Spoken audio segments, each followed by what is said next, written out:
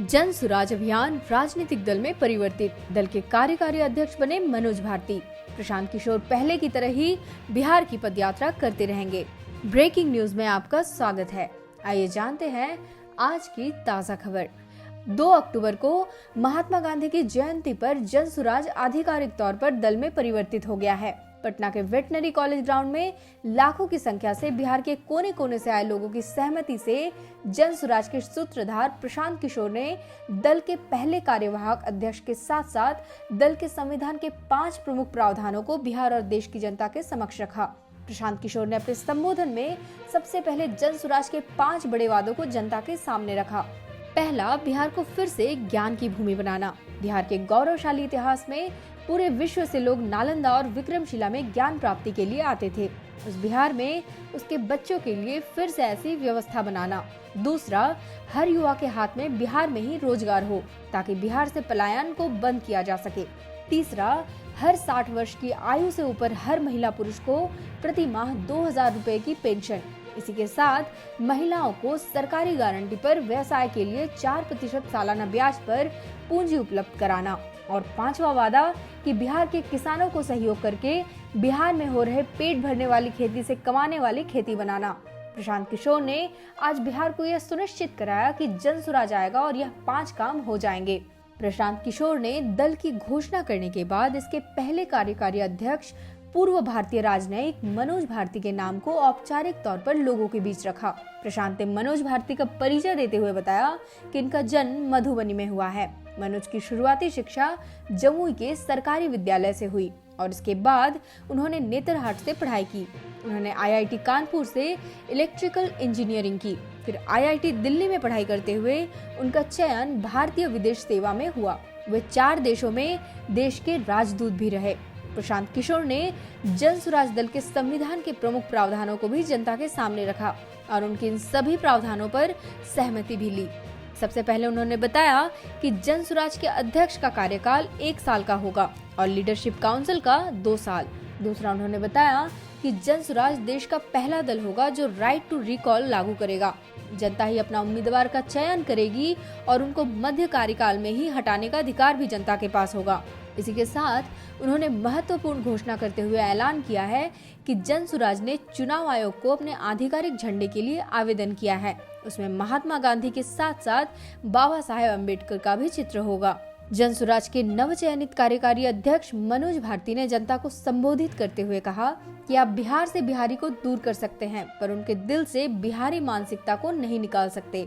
उन्होंने उत्तर भारत में आए बाढ़ पर चिंता व्यक्त की और कहा कि जन सुराज यह सुनिश्चित करेगी कि जो नदियां बिहार के लिए अभिशाप बन गई हैं, उन्हें जन सुराज वरदान बना सके। बिहार में आजकल भी आप देख रहे हैं नदियों से हमें कितना नुकसान हो रहा है।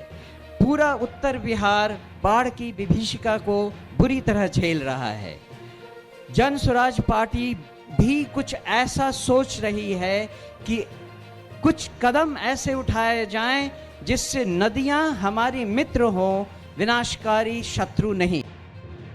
अपने राजनयिक जीवन का उदाहरण देते हुए उन्होंने कहा कि जब वह किसी विदेशी नेता या राजनयिक को तोहफा देते थे तो वह मधुबनी की चित्रकला, भागलपुर का सिल्क आदि होता था। साथ ही उन्होंने अपने नेतरहाट के दिनों को याद करते हुए अपने अनुभवों को भी साझा किया। जन सुराज को उन्होंने एक ऐसी पार्टी बताया जो गहन अध्ययन करने के बाद ठोस निर्णय लेती है। प्रशांत किशोर और मनोज भारती के साथ साथ नालंदा विश्वविद्यालय के पूर्व वीसी केसी सिन्हा, वरिष्ठ अधिवक्ता वाई.बी. गिरी, पूर्व केंद्रीय मंत्री देवेंद्र यादव, पूर्व सांसद मोनाजिर हसन, रामबली चंद्रवंशी ने भी जनता को संबोधित किया। जमुई जिले से भी दर्जनों की संख्या में वाहनों का काफिला पटना के लिए कूच की। विदित हो कि बड़ी संख्या में कई राजनीतिक दलों के सक्रिय कार्यकर्ता, पंचायत जनप्रतिनिधि, प्रबुद्ध लोग पीके के इस कार्यक्रम में शामिल होने के लिए तड़के निकले। जमुई के चकाई, झाझा, सोनो, खैरा, सिकंदरा, बरहट, लक्ष्मीपुर, गिद्धौर प्रखंडों से जन सुराज की बड़ी संख्या में कार्यकर्ता के पटना कूच करने से जमुई की राजनीतिक पृष्ठभूमि पर आने वाले समय में एक बड़ा परिवर्तन का रूप देखा जा रहा है।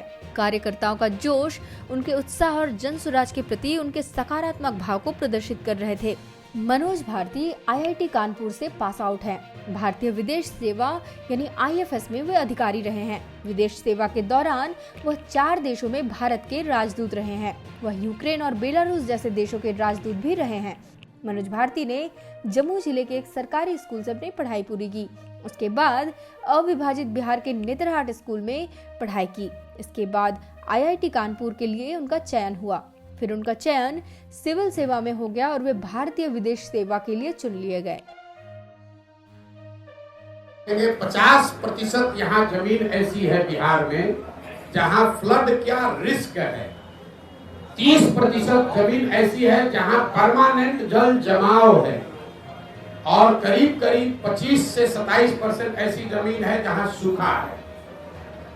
अगर आप बिहार को भौगोलिक तरीके से देखेंगे तो जो उत्तर के तराई वाले जिले हैं, चंपारण, पश्चिमी चंपारण, पूर्वी चंपारण, शिवहर, सीतामढ़ी, मधुबनी, दरभंगा, सुपौल, अररिया, किशनगंज, ये जो ऊपर के तराई वाले एरिया हैं, यहाँ पर बाढ़ और बाढ़ के साथ साथ नदियों के कटाव का मामला है। जो मध्य के जिले हैं, गोपालगंज, सिवान, छपरा, वैशाली, समस्तीपुर, खगड़िया, बेगूसराय, इन जिलों में जब आप चलिएगा गांव-गांव तो आपको बाढ़ से ज्यादा जल जमाव की समस्या दिखेगी।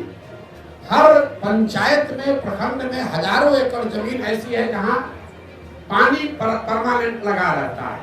और जब गंगा के आप दक्षिण में आते हैं, जिसको आप दक्षिण बिहार कहते हैं, यहाँ पर सूखे की समस्या है, पानी नहीं पहुंच रहा है।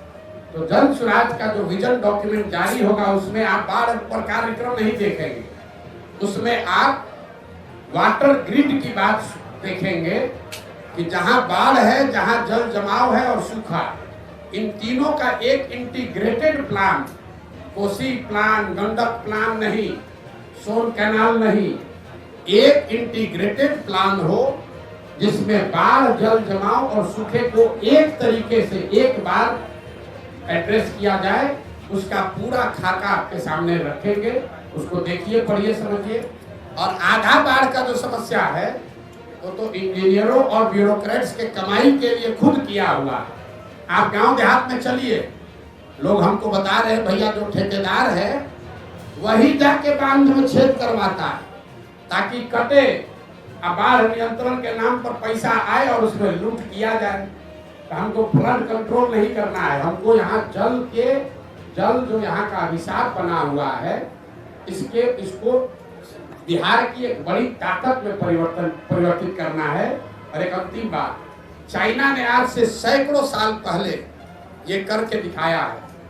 उन्होंने नदियों का ग्रिड बनाकर बाढ़, सूखे और जल जमाव की समस्या का समाधान निकाला है। बिहार के लिए भी ये व्यवस्था कई लोगों ने कई रिपोर्टों में ये चीज पड़ी हुई है, किसी ने वैसा प्रयास नहीं किया है। तो जन स्वराज का प्रयोग बाढ़ रोकने के लिए कोई विजन नहीं है, जल प्रबंधन। बिहार में लोग नहीं माने, हमने चलना शुरू किया, 2 वर्ष से चलते ही जा रहे हैं। तो जो मेरा आलोचक है वो भी कहता भैया कुछ कहो, चल तो रहा ही है, इसको तो नहीं इनकार कर सकते हो। अब आदमी क्या कह रहा है कि ना बात तो ठीक है कह रहे हैं, होगा नहीं बिहार में। फिर आदमी कहता है जो हमारा समर्थक है कि अगर होगा, बिहार सुधरेगा तो यही जन स्वराज से ही सुधरेगा। यहाँ तक लोग आ गए। अभी 15 महीना बाकी, काहे के लिए घबरा रहे? दल 2 अक्टूबर को बनने दीजिए। 6 महीना में जहाँ खड़ा होगे जन स्वराजे दिखेगा, बैठोगे जन स्वराजे दिखेगा, सोओगे जन स्वराजे दिखेगा, दूसरा कुछ नहीं दिखने वाला। अभी हमने प्रचार शुरू ही नहीं किया, अभी तो पैदल चल रहे हैं, दल बनाए ही नहीं। अरे जिस काम के लिए आप हमको जानते हैं उसके लिए तो दल बनाना ना पड़ेगा, तो दल पहले बन जाने दीजिए। अब फिर 2 तारीख से देखिएगा कि चुनाव प्रचार कैसे होता है। मैं नेतरहाट स्कूल से पढ़ चुका हूं। नेतरहाट स्कूल की एक अपनी गरिमा है और वो है कि हम वहां सब कुछ खुद अपने आप करते हैं। आप या मुझे लकड़ी का काम दे दें, लोहे का काम दे दें, या चित्रकला हो या म्यूजिक हो, मुझे हर चीज़ की शिक्षा मिली हुई है और इन सब को मैंने जिंदगी भर विदेशों में भी उपयोग में लाया है। दूसरी बात, आप बिहारी को बिहार से अलग कर सकते हैं, लेकिन बिहार को बिहारी के दिमाग से नहीं अलग कर सकते हैं। तो दुनिया में मैं जहां जहां रहा हूं, बिहार मेरे साथ रहा है।